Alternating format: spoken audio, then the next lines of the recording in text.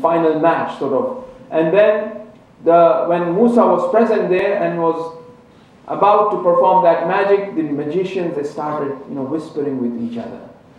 Because they knew and they have seen Musa in the city of Hebrew, because they asked for it.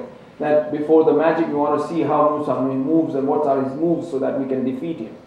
So they went to the city of Hebrew and they watched Musa, what is he doing and how is he performing. That's how usually the match, and that's how people learn, right? So here, they saw Musa is preaching about Islam, about Allah, about worship, about kindness, not to cheat. He's not practicing magic.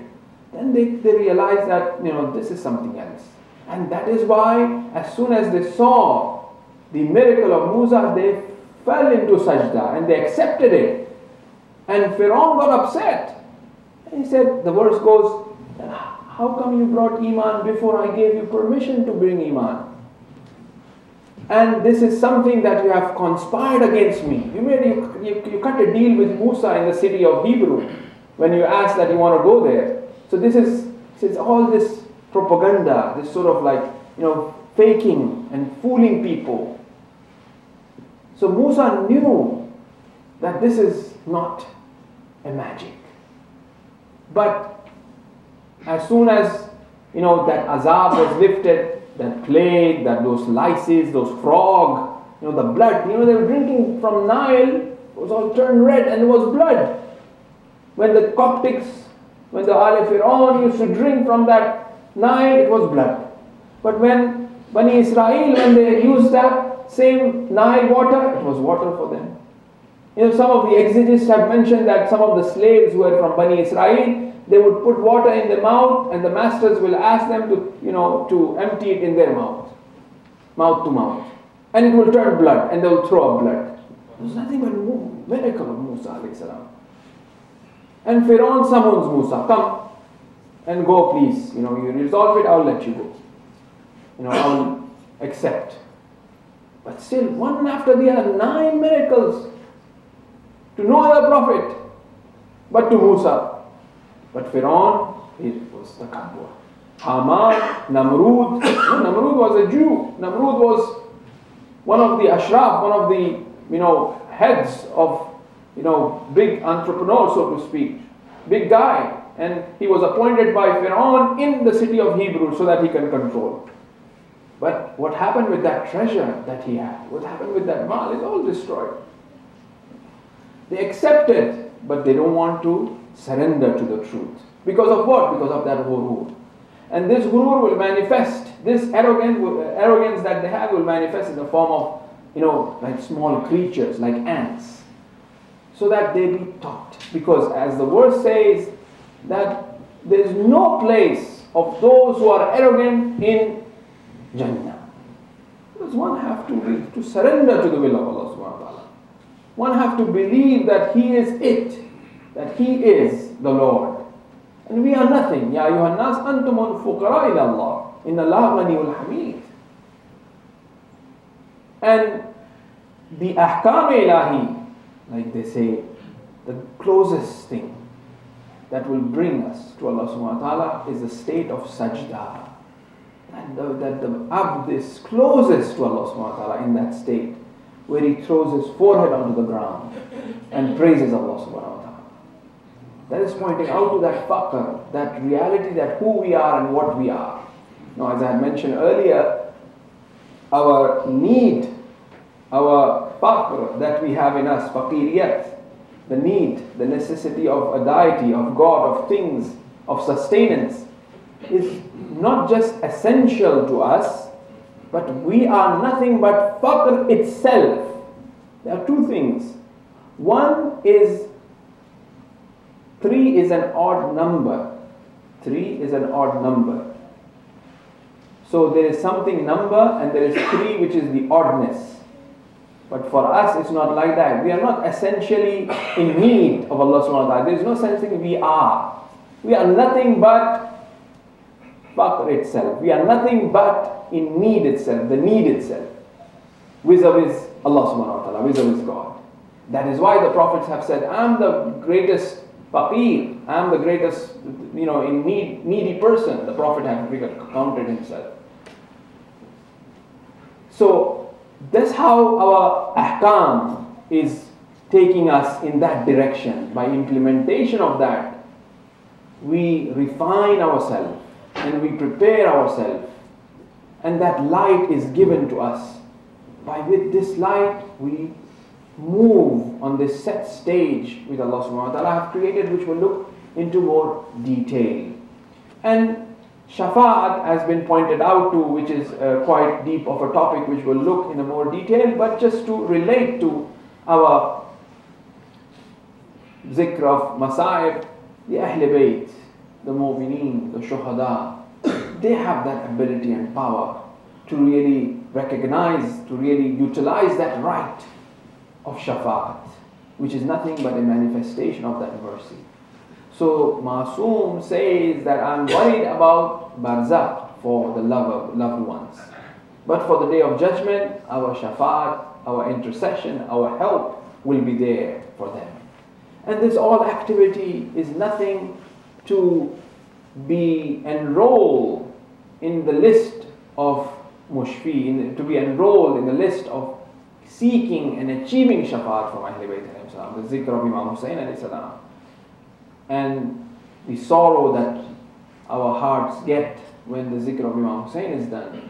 The eyes that shed tears will put off the fires of hell, according to the strong traditions that we have. And today is the night which usually we talk about Hazrat Ali Akbar alayhi salam, the eldest son of Imam Hussain alayhi salam, upon whom the father was crying, and the people who have killed were making fun of the father. It's been said that on the morning of Ashura, the task of giving azan, calling for prayer, was given to Hazrat Ali Akbar alayhi salam. Like we said, we really need to contemplate, focus, do tawajjuh on every act or every shaheed of Karbala to really come to a deeper understanding of it. Azan, which is call of a prayer, given by someone who is closest in terms of his logic, understanding, and in terms of his appearance to Rasulullah. This is really showing something, pointing out to something. So those who are awakened by this call of Karbala, it is nothing but the call of the Prophet himself. The one who is closest in terms of his resemblance to the Prophet is giving that call. And that call is even till today. Hayya ala khairil amal. Haste towards that good act. And after that, when Hazrat Ali Akbar alayhi salam seeks permission to go in the battle, Imam Hussain alayhi salam, without a second thought, let's you go. But we find that as other shuhada, when they asked that they want to go into the battleground, Imam Hussain said, delayed it. Imam Hussain brought different reasons. You are free. Don't worry about it. You have women and children. You can take them. I will provide a safe passage to you that you could save your life. But when Hazrat Ali Akbar came, Imam Hussain gave the permission right away. And there are two shaheed whom Imam Hussain himself prepared them for battle. One is Hazrat Ali Akbar alayhi salam, the other is Shahzad Qasim. Hazrat Qasim alayhi salam, his amama, his turban was tied by Imam Hussain alayhi salam himself. When Hazrat Ali Akbar alayhi salam was ready and prepared to leave the tents, they say, the Ravi, the reporters, the historians writes that it seemed like, they compared it, that a dead body is about to leave the house. Because Hazrat Ali Akbar alayhi salam was coming outside the tent and he was called back inside. Because they really wanted to gaze, they really wanted to have the best of Hazrat Ali Akbar alayhi salam before he leaves. Because every person who is going in the battleground, he is not returning back. And here is a person who resembles the Prophet. So they want to have that look of Hazrat Ali Akbar before Hazrat Ali Akbar departs, before Hazrat Ali Akbar leaves. So Hazrat Ali Akbar was going out and was brought back inside. You know, in terms of his spirituality, it has been always mentioned that when he was heading towards Karbala, when Imam Hussain was heading towards Kufa, he dozed off on the horse, on the mount of the horse. And then he walks up and he says, Inna lillah wa inna ilayhi raji'un. That means as a great calamity is supposed to happen. And that's why you recite that verse. And Hazrat Ali Akbar inquired that, oh father, why did you recite this verse? As if some great musibah, some great calamity, trouble, problem have taken place. Then Imam Hussain replied that I had a vision, I saw that a caravan is moving forward and death is behind this caravan. And Hazrat Ali Akbar replied that what difference does that make? That we go towards death or death come to us. فَتَمَنَّوُا الْمَوْتَ إِن كُنْتُمْ صَادِقِينَ. As the verse in Surah Jummah, it says, desire death if you are the truthful ones. This just shows that what philosophy Hazrat Ali Akbar alayhi salam had. And when Hazrat Ali Akbar alayhi salam was prepared, the horse was brought by Imam Hussain. He sat on the horse and he marched. He galloped towards the enemies. And here Hazrat Ali Akbar sensed that there is someone running behind. And here, as he looked behind, it was the old father who was running behind Hazrat Ali Akbar. Then Ali Akbar said that, oh father, you yourself prepared me and you're sending me. And when I came to you and I seek permission to go into the battlefield, you did not even give me a chance or said anything. You just gave me the permission right away. Then Imam Hussain replied, I gave you permission from that imamat standpoint of view, but oh Ali Akbar, I'm a father as well. It is not easy at the age to see his young son departing and going towards that battlefield. It's been reported that when Hazrat Ali Akbar alayhi salam marched and galloped towards the enemies were terrified. And Imam Hussain alayhi salam raised his hands in prayer saying that, oh Allah, be noticed that I am sending someone who resembles the most like the Prophet. And the enemies were saying that, who is this who looks so much like the Prophet? Because there were still people who have seen the Prophet in the Yazidi army, in the Yazidi forces. And Hazrat Ali Akbar alayhi salam invited them, recited the poetry, invited them towards the truth, towards the haqq. But they paid no ear, they paid no heed to the speech of Hazrat Ali Akbar alayhi salam. And as the culture of the Arabs, the dastur of the Arabs, they fought one-on-one to Hazrat Ali Akbar, but it was impossible to defeat Hazrat Ali Akbar alayhi salam. Ranks of 35, 40s were coming and fighting Hazrat Ali Akbar alayhi salam, and he was defeating them all. And in the tents, Imam Hussain was seeing to watch this battle, how it was going. There was Hazrat Zainab and Kulthum and the women of Bani Hashim were looking at the face of Imam Hussain alayhi salam. When Hazrat Ali Akbar was defeating the enemy, Imam Hussain would smile. The face color changes. And all of a sudden, Imam Hussain went pale, looked worried. And here Zainab asked that what had happened, why do you look so worried? And here Imam Hussain says that there is this champion who is regarded as one of the greatest have came to fight Imam Hazrat Ali Akbar alayhi salam now.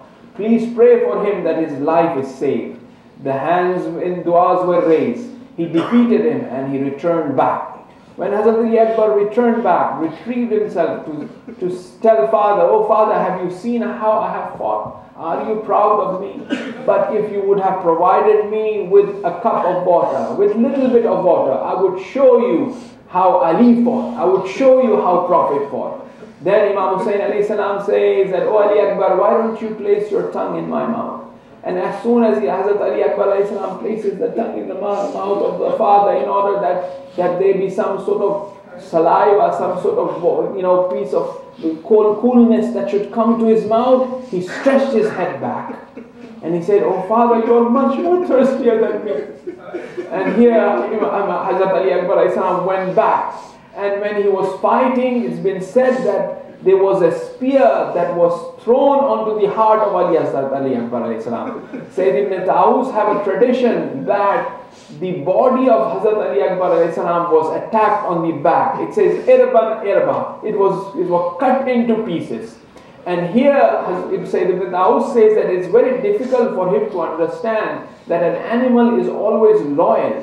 Why did the horse of Hazrat Ali Akbar alayhi salam went inside the ranks of enemy and they attacked him from all sides? it says that when this spear hits the chest of Hazrat Ali Akbar alayhi salam, he placed his hands in the neck of the horse, and the blood that came from the body of Hazrat Ali Akbar alayhi salam blinded the horse. And there was a man whose name been recorded in history. He took the rein of the horse in the middle of the ranks, and they started attacking the back of Ali Akbar by saying, this is in return to Ali, because you have the name of Ali, we will attack you. And that hour comes where he couldn't control himself on the horse, and he falls from the mount, and he calls his father, and it wasn't easy for Hussein to really hear the call of his son. And the reporter writes, the historian writes, that Imam Hussein alayhi salam went to Hazrat Ali Akbar alayhi salam like how a hawk go to its prey. And when the army saw that Hussein is coming, they retreated themselves, but Ali Akbar alayhi salam was in the middle of the army, and they galloped over the body of Hazrat Ali Akbar alayhi salam. Finally, when the dust settles, here is the father sees the body of Hazrat Ali Akbar alayhi salam, and as the horse is left and the dust was raised, Hazrat Imam Hussein alayhi salam couldn't see Ali Akbar, and that's why he was saying that, oh Ali Akbar, call me because I cannot see. And when the dust settles and see the body of Ali Akbar on the ground, and when he goes to Hazrat Ali Akbar, he places the head of Hazrat Ali Akbar in the lap. And here it's been mentioned that how the hyenas, when a lion attacks a prey, and how the hyenas come around and disturb the lion to eat its prey that it has attacked, that's how the Yazidis, they came around Imam Hussein alayhi salam and wasn't allowing Imam Hussein alayhi salam to speak to Ali Akbar alayhi salam. And Imam Hussein would leave Ali Akbar on the ground and would fight them and would push them in the back and would come back again to Ali Akbar and say to Ali Akbar, speak to me. In what state are you? It's not easy for the father. And here Hazrat Ali Akbar was placing one hand in the neck of Imam Hussein alayhi salam, and Imam Hussein says, why don't you place the other hand? Why don't you embrace me and follow Akbar? But Akbar is hiding something. As soon as that hand was removed, the father sees the set of the spear embedded in the chest of Akbar. And here Imam Hussein alayhi salam with a loud cry says, Ya Ali, and pulls that spear. And the water and the blood came from the heart of Ali Akbar alayhi salam onto the face of Imam Hussein. And he looks at the side and says, Allah taqabbal. I will meet the Prophet with the blood of Akbar on my beard. And the time comes that when he wants to take the body of Akbar, Hussein have no strength. He calls the children of Bani Hashim, come and help the old. As he was trying to carry the body, he was falling down and crying on Akbar. The reporter reports that he saw a lady coming out of the tent. A lady who never came to cry for their own and Muhammad. It was Zainab who came to Imam Hussein alayhi salam, and she places the hand on the shoulder of Ali Akbar, and he gave condolences, and he says, Inna lillahi wa inna ilayhi raji'un. Because when the condolences is given, a person retrieves and relaxes, and he says that, oh Allah accepted, oh my brother, the qurbani, the sacrifice that you have given. And Hazrat Zainab cried on Hazrat Ali Akbar alayhi salam. Allah la'natullah ala qawmi al-zalimin sayalamu alladhina inna lillahi wa inna ilayhi raji'un. Hussein.